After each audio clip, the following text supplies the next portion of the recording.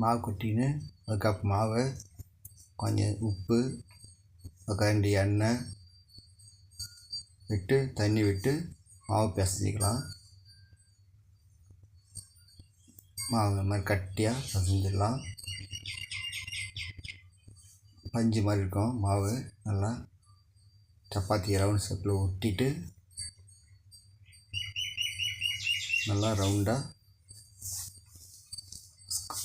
ஷேப்பாக நல்லா ஒட்டணும். கீழே மாவு போட்டு ஒட்டணும்.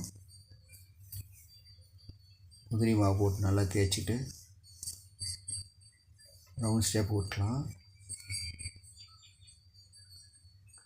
தோசைக்கல் வச்சு ஸ்டவ்வில் சூடு பண்ணிவிட்டு தோசைக்கல்லில் சப்பாத்தி போட்டு எடுக்க வேண்டியதுதான்.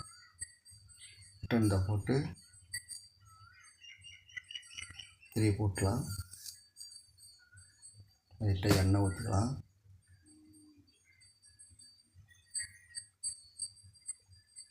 லைட்டாக எண்ணெய் ஊற்றி ஓகே, சப்பாத்தி ரெடி. பிடிச்சிருந்தால் லைக் பண்ணுங்கள், கமெண்ட் பண்ணுங்கள், ஷேர் பண்ணுங்கள். தேங்க்யூ.